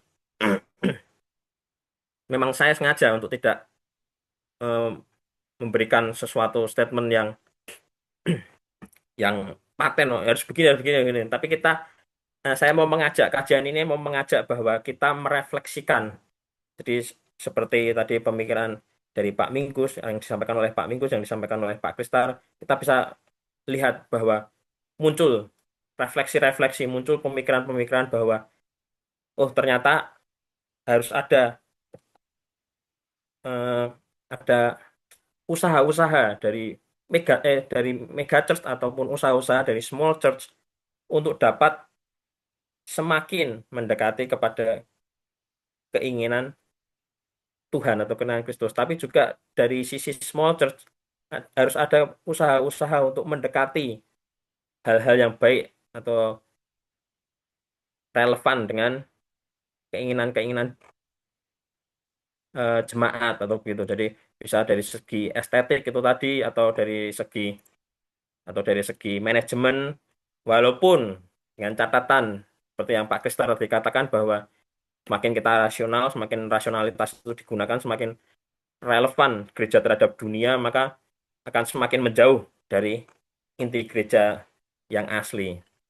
Jadi kajian ini mengajak kita untuk merefleksikan dua model ini supaya kita bisa mengambil mana yang eh, bisa kita manfaatkan untuk kita menjalankan misi dalam zaman sekarang ini, di mana kita harus menguasai teknologi juga, kita harus mengerti mengerti bagaimana pemikiran orang-orang di zaman sekarang ini juga, apa yang membuat mereka melakukan segala sesuatu, itu kita juga harus cari tahu begitu. Lalu yang ketiga, yang tadi Pak Freddy katakan adalah gereja-gereja kecil pun itu memicu konflik itu banyak. Yang tadi dikatakan ada 3 orang membuat gereja sendiri, lalu banyak sekali konflik-konflik tidak hanya di megachurch saja, tapi gereja-gereja kecil juga sangat banyak. Tentu saja, makanya tadi saya juga bilang bahwa saya katakan bahwa gereja kecil pun itu tidak terlepas dari konflik-konflik. Banyak juga eh, kasus-kasus yang walaupun tidak tersorot oleh publik, itu ternyata terjadi dalam gereja-gereja kecil. Nah, kalau dalam kategori ini tadi seperti 3 orang atau berapa orang, puluhan orang itu masuknya tidak dalam small church, tidak dalam gereja kecil, tapi itu biasanya masuknya masih ke dalam gereja rumah. Dia masih jemaat-jemaat rumah gitu. Ya, small church ini tadi saya lupa memasukkan bahwa small church ini biasanya antara 100 hingga 200 jemaat gitu. Eh, Lalu apa gitu? Itu saja tadi kira-kira ya, pertanyaannya atau mungkin ada Suku tadi pertanyaan ketiga itu, Pak. Kan ada dua model ya. ini. Jadi, Bapak tadi telah mengkaji. Jadi, dari kepelbagian agama, model yang bagaimanakah yang ideal ataupun ada Hmm. ide yang relevan dalam penanaman gereja selain yang dua ini atau jalan alternatif penggabungan dari dua model ini. Itu tadi pertanyaan ketiga, Pak. Oh ya, baik, terima kasih. Nah, itu tadi dengan adanya pembahasan ini tadi saya harapkan munculnya refleksi-refleksi, munculnya ide-ide untuk dapat melakukan seperti tadi yang dikatakan oleh Pak Minggus tadi. Kalau saya menggunakan istilahnya adalah hibrid, model penanaman gereja yang hibrid. Jadi kita tetap memakai DNA dari gereja awal, gereja mula-mula itu tadi. Tapi kita juga seperti yang dikatakan oleh Pak Minggu tadi, kita juga harus bisa eh, mengambil charismatic culture tadi, budaya-budaya karismatik, ada beberapa yang bisa kita manfaatkan seperti nilai-nilai estetika, lalu pemimpin yang karismatik, walaupun yang ini yang ketiga ini juga susah ini tadi, kalau menurut saya adalah jemaat yang kritis itu tadi. Jemaat yang kritis itu idealnya seperti itu dikatakan oleh Pak Minggus itu tadi, tapi untuk mencapainya mungkin kita harus memberikan usaha yang lebih lagi. Jadi pemikiran-pemikiran seperti ini yang saya harapkan untuk bisa muncul dalam church planting, dalam model church planting. Jadi menggabungkan antara model small church dengan segala DNA tadi yang saya sebutkan, tapi juga mempergunakan budaya-budaya karismatik. Walaupun jangan sampai kita tenggelam. Jadi kita boleh berselancar, kalau istilah saya menggunakan boleh berselancar dalam daya karismatik ini, tetapi jangan sampai kita tenggelam dan kita menjadi mengikut gitu, mengikut terhadap budaya karismatik ini. Begitu Pak Freddy. Oke, sebelum ada respons dari para penanya, kami persilakan juga masukan atau respons dari Pak Minggus sebagai pemateri kedua. Mungkin mau menambahkan, Pak, kami persilakan.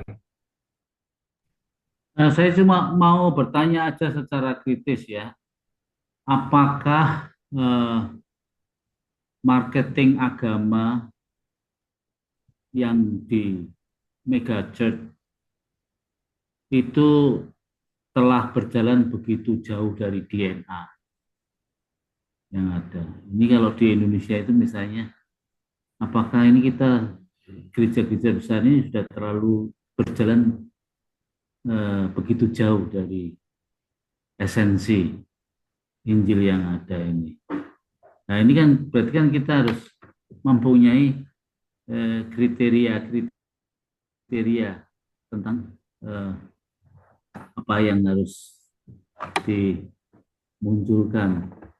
Apakah kriteria DNA tadi yang disebut 4 itu mencukupi untuk menilai perjalanan gereja-gereja di Indonesia megachurch itu terlalu jauh gitu.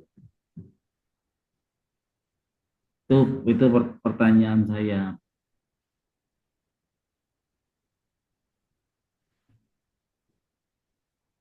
Ya, mungkin saya Oke, bisa Pak. menanggapi Silakan, bisa silakan. menanggapi Pak Jimmy. Ya. Silakan Bro Michelle bisa memberikan tanggapan. Silakan.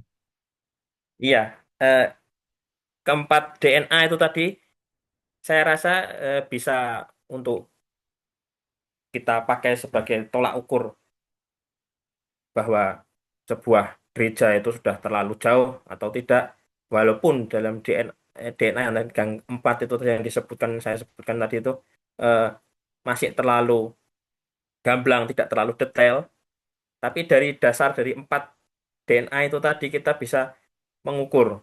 Contohnya mungkin seperti sebentar.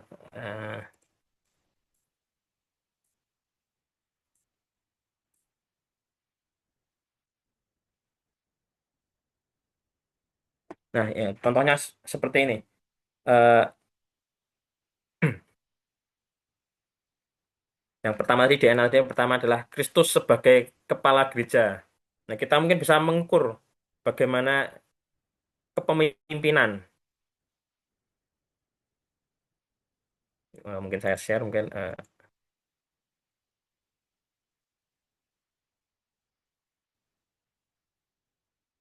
Nah, Kristus sebagai kepala gereja nanti kita bisa mengukur, walaupun itu nanti bisa lebih dijabarkan lagi seperti apa konsep Kristus sebagai kepala gereja, itu kita bisa menilai bagaimana kepemimpinan yang dilakukan oleh sebuah megachurch. Apakah dia terlalu sentral, apakah yang didengarkan itu adalah suara pastor utama mereka atau suara Tuhan, atau bahkan ada beberapa pastor yang tidak hanya mengatasnamakan Tuhan, tapi mereka bisa mengatakan perkataannya lebih benar daripada Tuhan gitu. Dan seringkali itu tadi buzzer-buzzernya itu apa itu namanya membuat sang pemimpin ini tadi itu seakan-akan itu melebihi dari Kristus itu sendiri. Jadi sudah terlepas dari ajaran-ajaran Kristus dalam Alkitab, teologi-teologi yang mereka bangun, doktrin-doktrin yang mereka bangun, Itu kita bisa lihat seliweran itu banyak di sosial media, seperti apa itu doktrin-doktrin yang mereka bangun, apalagi mengenai prosperity teologi itu, teologi kemakmuran, bagaimana mereka menggembur-gemburkan bahwa harus memberikan persepuluhan-persepuluhan, tapi dengan maksud-maksud tersendiri mungkin, atau bagaimana mereka mengatakan bahwa kalau kita memberi sekian sekian sekian Tuhan akan memberikan. Itu seakan-akan, bukan seakan-akan, kita bisa menilai bahwa itu apakah itu kita tunduk kepada Kristus sebagai kepala gereja, atau kita memperalat Kristus untuk kepentingan atau keinginan pribadi kita sendiri. Nah, itu doktrin-doktrin seperti itu bisa diukur. Ini mungkin nanti dari keempat DNA ini mungkin bisa dijabarkan apakah dia sinkron dengan teologi perjanjian baru, apakah dia juga mendorong fungsi setiap anggota tubuh Kristus, atau mereka hanya memperalat massa ini tadi, menggunakan massa ini tadi untuk kepentingan mereka sendiri. Nah, itu sepertinya bisa ditakar. Cuman karena kita berada dalam konteks rohani, itu biasanya orang cenderung lebih tidak berani mengungkapkan mana yang benar dan mana yang tidak benar. Seperti itu, Pak Minggu.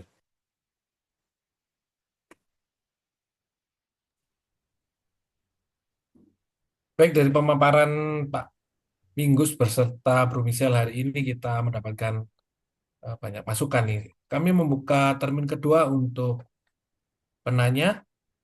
Kami persilakan dua penanya nih untuk termin dua. Oh, ini tadi Pak Kristar, apakah ada pertanyaan yang perlu dijawab ya tadi?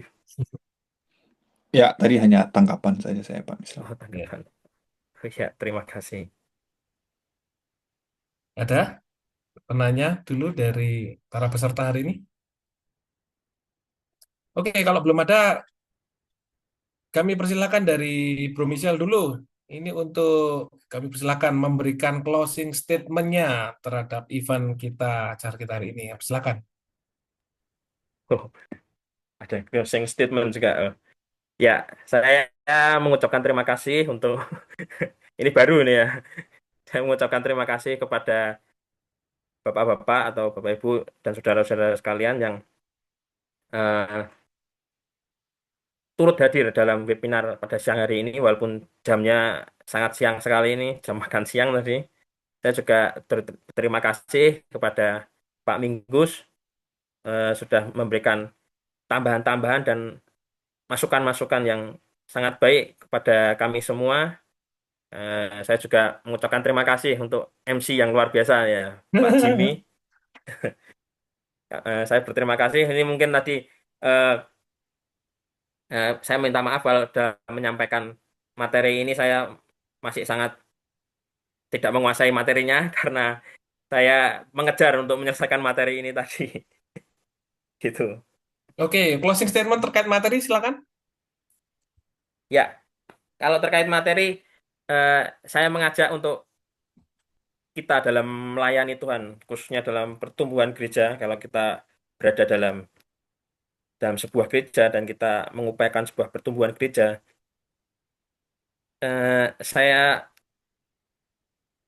memiliki memiliki pemikiran bahwa sebuah gereja itu harus eh, tidak boleh terlepas dari dasarnya, tidak boleh terlepas dari inti yang sebenarnya, tetapi gereja itu juga tidak boleh begitu asing atau tersendiri dari dunia atau dari sekuler ini, walaupun maksudnya adalah kita tidak boleh menjadi katak dalam tempurung, gereja tidak boleh menjadi katak dalam tempurung dalam menjalani misi kita di dunia ini, karena bagaimanapun Yesus mengatakan kita untuk menjadi garam dan terang dunia. Jadi kita bukanlah garam yang disimpan sendirian dalam kantong, ataupun kita bukan menjadi terang yang hanya di dalam lemari begitu saja, tapi kita harus masuk ke dalam dunia. Jadi mau tidak mau kita harus mengkontekstualkan gereja itu sesuai dengan zaman. Jadi kontekstual itu bukan hanya sekedar kebudayaan, bukan hanya sekedar kebiasaan dan adat, tetapi kita juga harus relevan dengan keadaan zaman. Jadi kita harus berselancar dalam zaman Iya, gitu. Tapi jangan lupa kita juga tidak boleh terlalu jauh sehingga kita terhilang dari dasar kita tadi itu. baik. Begitu. Ya, terima kasih buat closing statement dari Bro Michelle. Kami persilakan closing statement dari Pak Dr. Minggu Minarto Pranoto untuk menutup Q&A pada siang hari ini. Ya, terima kasih untuk Michelle dan yang lain sudah memberi tanggapan pertanyaan ya. Ini topik yang menarik ya dalam hmm, mencermati eklesiologi ya. Cuma sekarang kita harus memikirkan mengenai eklesiologi yang bagaimana yang kita eh, bisa munculkan dalam konteks yang ada di mana kita ditempatkan ya. Tentu disiplin ilmu yang lain itu juga perlu dipakai. Maksud saya begini, small church juga harus belajar mengenai penggunaan media dengan baik. Karena itu kekuatan daripada mega church itu salah satunya media juga. Small church juga harus membuka diri bagaimana mengintegrasikan teologi dengan bisnis dalam konteks kita melihat bisnis tidak sebagai sebuah entitas yang negatif, tetapi selalu ada yang positif. Tapi mega church juga mesti belajar bagaimana menjaga relasi sosial yang ada di dalamnya, dan juga setidaknya fenomena pensiun dininya siapa dari gembala GBCC ini kan menarik ya. Ya siapa namanya tuh gembala GBCC itu, Pak siapa yang masih muda, dia bilang saya Ini mau ide, Pak? bukan Bukan ya? Jeffrey Rahmat. Masih Rahmat. Dia kan eh, meneruskan kepemimpinannya itu kepada yang juniornya. Itu fenomena yang baru itu di Indonesia, GBCC itu fenomena yang betul-betul baru. Nah, tapi saya tidak tahu terjadi yang di lingkaran di dalamnya loh. Saya tidak tahu di lingkaran di dalamnya, bisa saja dia bilang ya sudahlah saya resign tapi 50% from the income of the church bisa masuk ke saya. Itu nggak tahu saya lingkaran di dalamnya itu 50% pendapatan persepuluhan bisa masuk ke saya untuk persepuluhan you pimpin sekarang itu kan kita nggak tahu. Makanya transparansi itu penting, good governance itu penting di dalam jalan. Yang kurang daripada mega church itu adalah good governance, karena orang sudah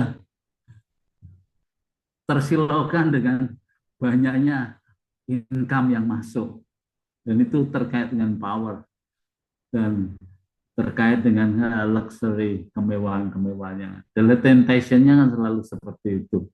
Dan mengapa Yesus selalu menjauhi orang-orang banyak yang ingin menjadikan raja, toh?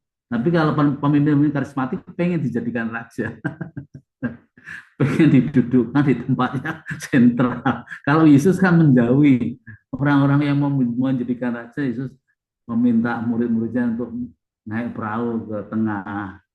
Lalu Yesus menjauhkan diri daripada kerumunan yang ramah, karena mereka ingin supaya batu diubah menjadi roti, karena Palestina pada waktu itu kan kemiskinan juga merajalela.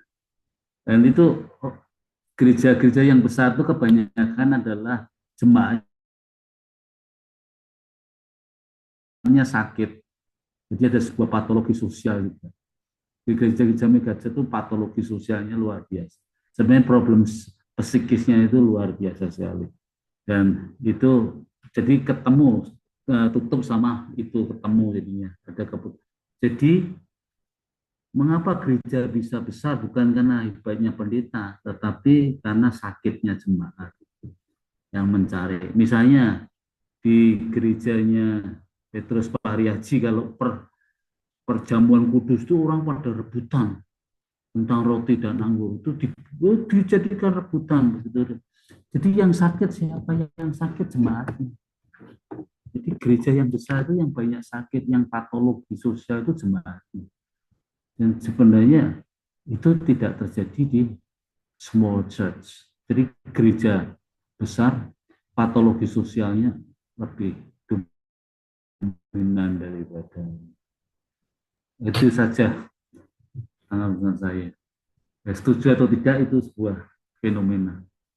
Baik, terima kasih buat closing statement dari Pak Dr. Minggus pada siang hari ini. Sekali lagi, kami ucapkan terima kasih kepada para pemateri, narasumber kita, Saudara Michelle Rafael Sugian dan Bapak Dr. Minggus Minarto Pranoto, Master Teologi ya.